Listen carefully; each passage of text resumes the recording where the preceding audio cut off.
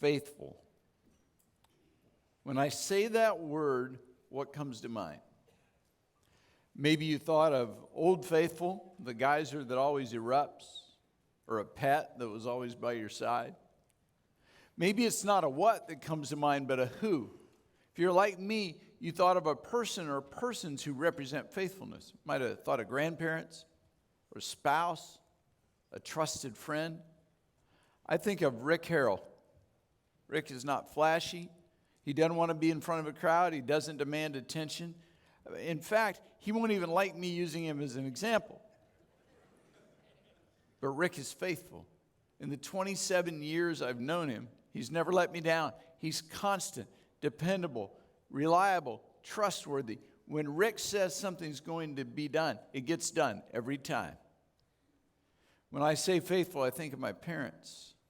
I've watched them for many years. And as a little kid, I used to sneak into their bedroom on a Saturday night. Yeah, that's me. Isn't that an adorable little guy? I would sneak in their bedroom and I would look on my dad's dresser to see how much his tithe check was that week. And as a kid, that amount seemed staggering to me. When times were good and when times were difficult, I always knew the tithe check would be on top of the dresser. My mom and dad modeled an unwavering trust in God. Mom and dad never considered leaving a church. The only time we ever switched churches was when we moved. They didn't expect church to be perfect, and now looking back, I realized there were a lot of imperfect times. But mom and dad stayed, not because they liked how everything was done, but because they were faithful. I learned about faithfulness by watching my parents. Galatians 5, Paul wrote about the works of the flesh and the fruit of the Spirit. He said the acts of the sinful nature are obvious. Sexual immorality, impurity, debauchery, idolatry, witchcraft, hatred, discord, jealousy, fits of rage, selfish ambitions, dissensions, factions, envy, drunkenness, orgies, and the like. I warn you, as I did before, those who live like this will not inherit the kingdom of God. But the fruit of the Spirit is love, joy, peace, patience, kindness, goodness, faithfulness, gentleness, and self-control. Against such things there is no law. The evidence or the fruit of your life is an outgrowth of your spirit. The person who is rooted and grounded in Jesus acts one way. The person who gives into their sinful nature acts another way entirely.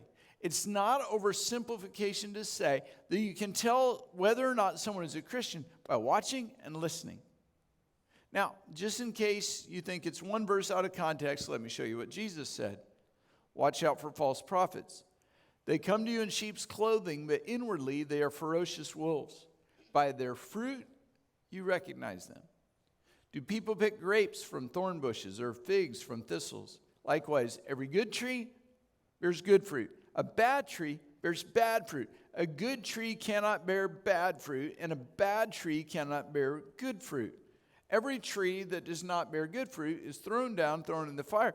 By their fruit, you will recognize them. Then Matthew 12, Jesus was addressing his critics, and he said, make a tree good and its fruit will be good, or make a tree bad and its fruit will be bad, for a tree is recognized by its fruit. You brood of vipers, how can you who are evil say anything good? And then a very convicting verse of Scripture, for out of the overflow of the heart, the mouth speaks. Your words, what you say, come out of your heart. The good man brings good things out of the good stored up in him. The evil man brings evil things out of the evil stored up in him. Now, put that all together. Fruit of the Spirit is love, joy, peace, patience, kindness, goodness, faithfulness, gentleness, and self-control. That's the recognizable evidence of a committed follower of Jesus. You can know or you can recognize people by their fruit. Good people, good trees, good fruit. Bad trees, bad fruit. The evil man says and does evil things. The good man says and does good things. By watching and listening, you can tell if someone is good or evil. Jesus made it clear. The fruit of your life, your words, your actions, your attitudes is evidence of the condition of your heart. We make excuses for people, but the Bible doesn't. Scripturally, what you are comes out in what you say and do. You can't excuse your words, your actions, your attitudes because of upbringing, background, personality, temperament, or what someone else said. It's not the circumstances around you. It's the condition of the tree that produces the fruit. And you might say, well, Pastor, I'm not convinced. I know non-believers who have joy. I know people who don't follow Jesus who are patient. Well, that's where a lot of people get confused. Paul's list is not the fruits, plural, of the Spirit. It's the fruit of the Spirit, singular. All these fruit grow on the same tree. As a follower of Jesus, all 9 are supposed to be present and active in your life. To have all of those is impossible without Jesus, but as you grow in relationship with Jesus, these fruit will become more and more evident. Today we come to the next fruit in the list, faithfulness. Dictionary definition is steady in allegiance or affection, loyal, constant, true to one's words, promises, and vows, strict and thorough in performance of duty, trustworthy, dependable. Sounds pretty good. You want your spouse, you want your friends, you want your leaders to be faithful. To be unfaithful is to be unworthy of confidence or trust, disloyal, deceitful, adulterous, untrue. You don't want that kind of person in your life, and you sure don't want to be that kind of person. So, practically, what does it look like? What does someone with the fruit of the Spirit of faithfulness look like? I don't pretend this list is every characteristic, but it's a good start. Faithful people, first of all, are humble. They don't demand attention or recognition. They don't want recognition. They want the job to get done and for the results to follow. They want people to benefit from their work and sacrifice. Their approach is never, look what I did. They don't fight for position or make sure everyone knows their contribution. Now, when things go wrong, you're treated poorly, that's when faithfulness is most evident. It's easy to do right when people are faithful and nice and kind. It's easy to be faithful when everyone else is faithful. But faithful people do right even when others do wrong. When gossiped about, they don't gossip in return. When treated unfairly, they don't fight back. Several years ago, someone I had made a considerable investment in really disappointed me when he walked away from a commitment. I was hurt, even a little angry. I didn't make any quick decisions. I thought through my response. And finally, in spite of his lack of commitment, I made the decision to help and bless him. Parker was younger then, and he was watching, and he was really puzzled. He said, Dad, what are you doing? Why are you helping him? Why in the world would you bless him after what he did to you? And I knew it was a moment that would be remembered. I said, son, I decided a long time ago to do right. I can't let his wrong change my decision to do right. I can't let his failure change the principles by which I live. If I do that, I'm no better than him. Faithful people do right. Faithful people are dependable. In fact, that's probably the first thing that comes to mind when you think of faithful. Paul sent Timothy to oversee churches because he was faithful. Moses relied on Joshua because he was faithful. Faithful people do what they say they're going to do.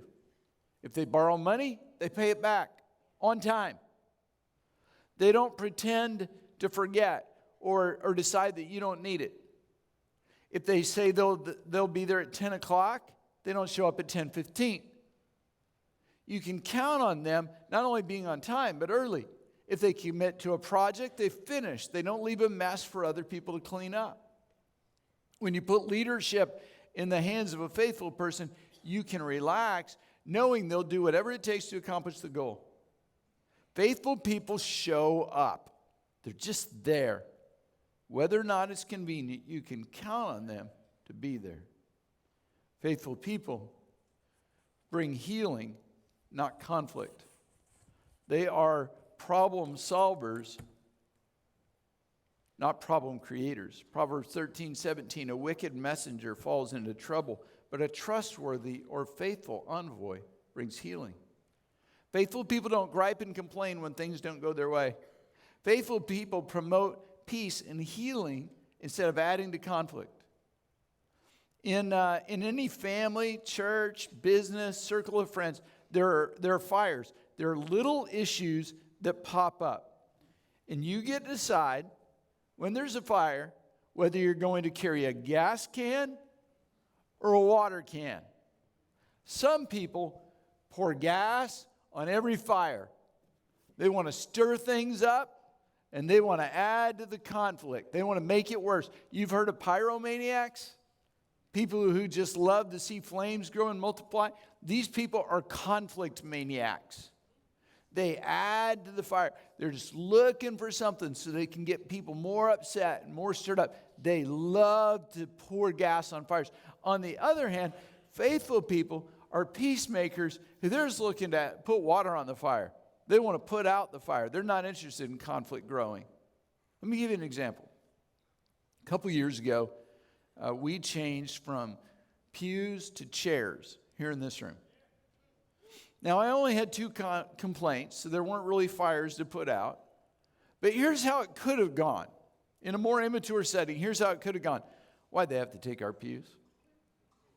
I'm just tired of all the changes that took place. Always change. Last Sunday I left. This Sunday, the lobby's different. They're always changing stuff. Why'd they take my pew? I love my pew. I've always sat in the same place, same spot, same pew. A gas can carrier hears that and says, you know what? You're right. I think they took out those pews just to tick you off. In fact, if you knew the real reason they took out the pews, you'd be even more angry. I know the inside story. Anytime somebody says, I know the inside story, there's pouring gas on that. You know what? They took the pews because they don't want us pew sitters around anymore. A faithful person, a water carrier, they might hear the same complaint. Now, water carriers don't hear complaints as often because people don't bring them their trash. People bring you trash. There's a reason. It's because you're a trash collector. But anyway, a water carrier, they have a little different response. They're like, they pour water on it. Oh, those pews, they were worn out and old. These are so much more comfortable. And look around, we can fit more chairs in here. More people can find Jesus. Isn't that more important than pews? And they put water on the fire. Now, I could give some real-life examples from church, but I don't want to get personal, and you might be here. Some people aren't happy unless they're unhappy. You know anybody like that? When you encounter them, always pour water on their attempts to start fires. Here's what it looks like. If they complain someone's in their seat, point out how wonderful it is that people are finding freedom in Jesus. If they gripe about the style of music or the volume, point to what matters. Look at the people worshiping the Lord. If they're upset because there's too many people here that aren't just like them, respond with, praise God that we get to experience diversity on this side of heaven. Because this is what heaven's going to be like. Pour water on the fire. Be faithful. Faithful people, next, are trustworthy. You can trust them to keep a confidence. Proverbs 11:13 says, a gossip betrays a confidence, but a trustworthy or faithful man keeps a secret. Proverbs 20:19, this is good. A gossip betrays a confidence. Avoid anyone who talks too much. Don't you love that verse of Scripture? You just got permission. Keeping a confidence is a basic principle in healthy relationships. If you don't keep a confidence, you damage relationships, you destroy trust, you lose friends. Faithful friends don't betray your trust. You can go to them and know that they're not going to tell other people. Now, are there times you have to break a confidence? Yes. If someone's going to harm themselves or someone else, you have to love them enough to intervene. If the law demands that you report, you must. You see a lot of stuff in the news lately. I want you to know, if somebody does something to harm someone else, we're going to report it. We're not going to sweep it under the rug. We're going to report it because we need to bring healing. But very few things fall into those categories. And now, here's what's fascinating. I've had people attack me knowing they could precisely because I wouldn't break their confidence. They came to me with an issue. I addressed it with them. Then they went out and they told a completely different story. They made up a story, wild, crazy story, told it to other people, knowing that because I was faithful, I wouldn't violate their confidence, I wouldn't share the real story. And you say, well, you should have called them on it. Or you should have put the real story out there. Well, I'm going to let the fruit of my life stand for itself. When you're faithful, you don't have to chase down every lie and story that's told about you because people know you. They know your character. In fact, even your enemies recognize your faithfulness. The people at work who don't like you, they'll recognize your faithfulness. When you're faithful, there's kids at school that bully you, they'll see it. When you're faithful, it's recognized. It is a visible fruit. In a world of unfaithful people, faithfulness stands out. Proverbs 20 verse 6 says, many a man claims to have unfailing love, but a faithful man, who can find? You'll stand out from the crowd because faithfulness is hard to find. You'll stand out at your job. You'll stand out at your school. You'll stand out at church. Faithful people are a trusted, valued, rare, priceless treasure. If you have a faithful friend, do whatever it takes to keep him in your life. If you have a faithful leader, follower. If you have a faithful pastor, don't even think about changing churches. Stay at your church. Thank God for faithful people. Keep them in your life. Faithfulness leads to blessing. Proverbs 28:20 says, a faithful man will be richly blessed. A faithful man will be richly blessed. Then look at one of my favorite verses. I find a way to get it in almost every message. Galatians 6:9. Let us not become weary in doing good. Let us be faithful, for at the right time, at the proper time, we will reap a harvest if we don't give up. Keep doing good. Stay faithful. You've got a promise from God that faithfulness will be rewarded at the right time. Faithful people don't resent other people's blessings. Instead, they celebrate others. They're not looking to one-up them. They don't resent it because if you got something good, there's not enough left for me. They understand that blessings are the result of faithful obedience. They rejoice in the good that happens to others, knowing that God will also reward them for faithfulness. Faithful people are peaceful. They reduce the stress of people around them. Look at Proverbs 25:13. It's a really good word picture. Trustworthy messengers refresh like snow in summer. Wouldn't you like that about August 2nd, when it's 108 degrees, all that humidity, and all of a sudden, snow? It's just refreshing to be around someone you can trust. You don't have to guard your words, worrying if they're going to repeat it. It's refreshing when someone does what they say they'll do. A faithful person makes everyone around them feel better. You know you can rely on them. You know their word is true. A faithful person creates peace of mind in the people around them. Faithful people are consistent. They don't pick and choose when they're going to be faithful. Luke 16, Jesus said, if you're faithful in little things, you'll be faithful in large ones. But if you're dishonest in little things, you won't be honest with greater responsibilities. And if you're untrustworthy about worldly wealth, who will trust you with the true riches of heaven? If you're not faithful with other people's things, why would you be trusted with things of your own? People say things like, well, if I had a lot of money, then I'd give to missions. Boy, if I had more money, I'd tithe. If I had an opportunity to make a difference, I'd be faithful.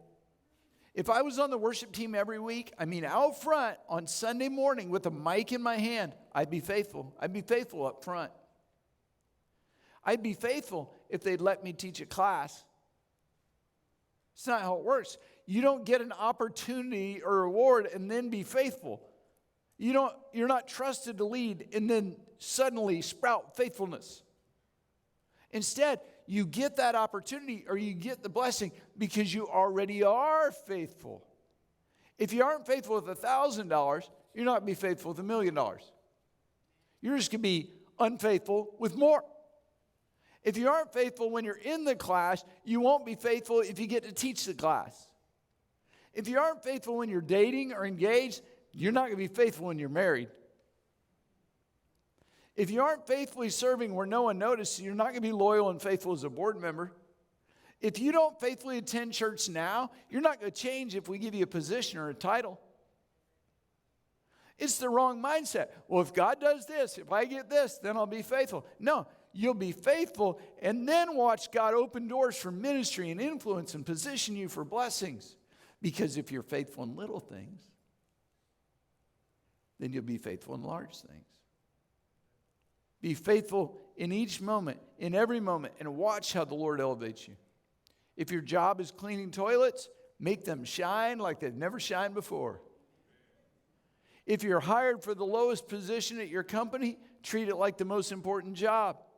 Be faithful in the little things, and God will bless you with bigger opportunities to be faithful. One of the most common questions I get when I teach is, Rod, I watch you and you're involved in so many different areas. How do you do it?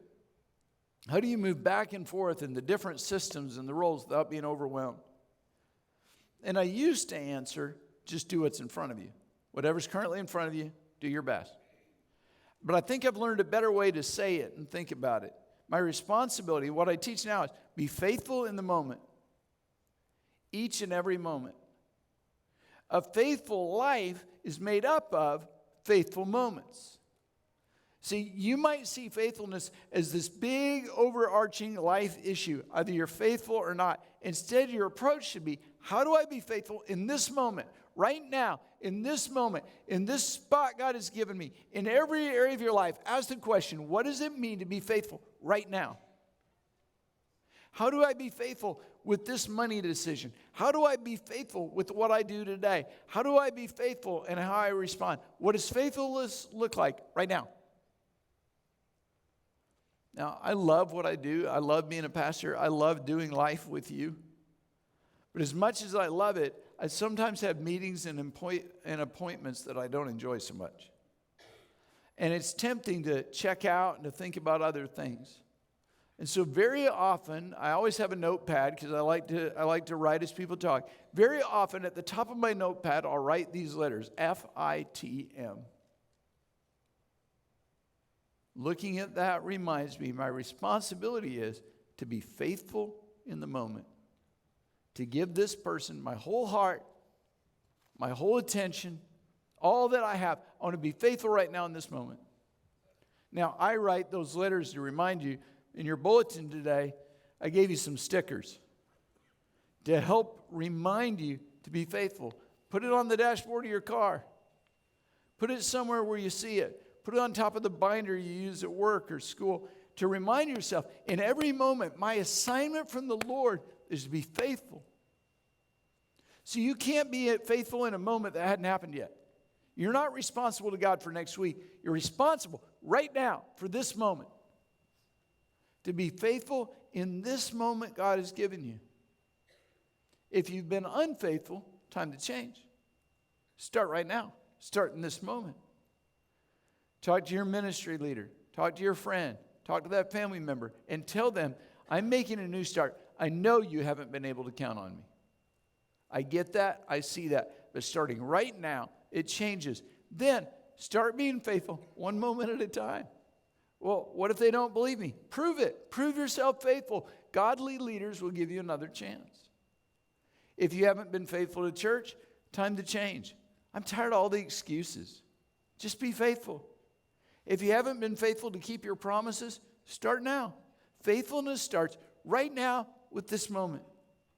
So show up, finish, complete the assignment, keep your word, be faithful.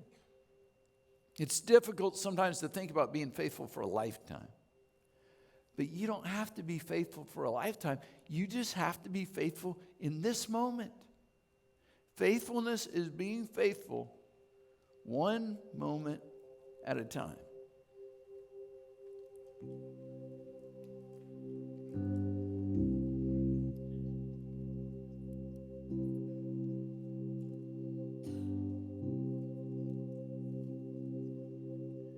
You are the one who holds my heart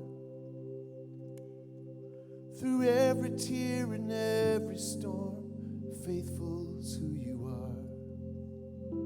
So let me be more like you are, holding on to all you've shown me in your loving arms. Faithful in this moment here with you. I want to be faithful in this moment here with you.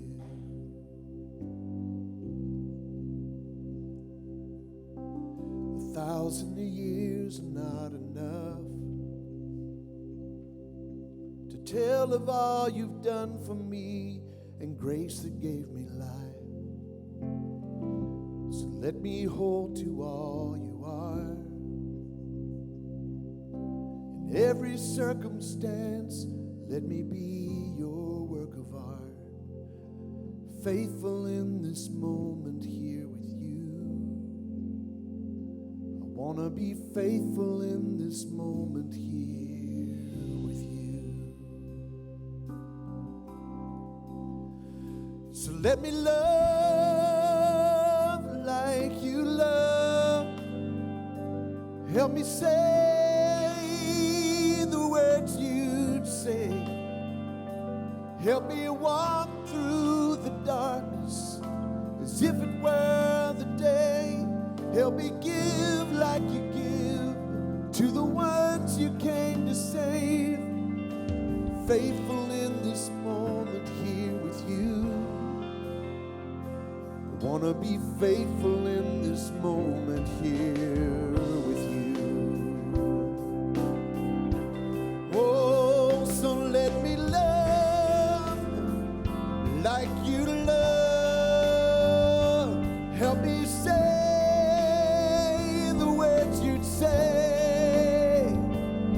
Help me walk through the darkness as if it were the day.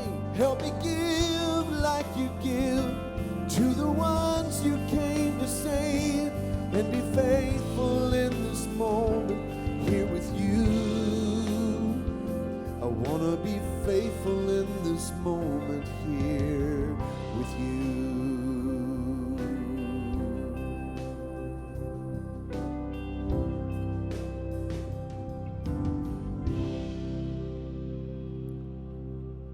Now here's the cool thing. If you're faithful in each moment, you'll be faithful for a lifetime. You will reap the earthly rewards of faithfulness as well as the heavenly rewards. Because for the follower of Jesus, the goal is, success is, to be faithful. That's the goal. Faithful to God, faithful to your family, faithful to your spouse, faithful to your job, faithful. God's promises, His blessings, what the world views as success is His response to your faithfulness. And then one day soon, the goal is that you stand before God and you hear Him say, "Well done, thou good and faithful servant." Boy, that can be pretty intimidating to think about God judging you faithful if you try to think everything. Instead, this moment, what does it mean to be faithful? When you walk out of this room and you pass somebody in the hallway, what does it mean to be faithful? You get to decide what you're going to do with your time today. What does it mean to be faithful? Tomorrow morning, when somebody cuts you off in traffic, what does faithfulness look like in that moment? When you're sitting at your desk and nobody is watching, and you get to decide how you're going to spend that time, what's faithful? in response to your wife, in response to your children, what's faithful. It is not oversimplification to say that if you're faithful in each moment, then one day you'll be able to say, I've been faithful for a lifetime, and hear God say, well done, good and faithful servant. Faithfulness is one moment, this moment. God, what does it mean to be faithful? Would you bow your heads with me? And I want to pray for you. And I want you to just take a moment and consider the different arenas of your life. School, are you faithful? Your marriage, are you faithful? As a parent, are you faithful? Your sexuality, are you faithful? With your money, how you respond to God's commands about your money, are you faithful? With how you're involved in ministry, with how you are involved in attend church, are you faithful? With your words, are you faithful? With your thoughts, what you watch, what you see, are you faithful? See, faithfulness is each moment. And I want to pray for you, Lord, help us to be faithful. Faithful to obey you. Faithful to follow your commands.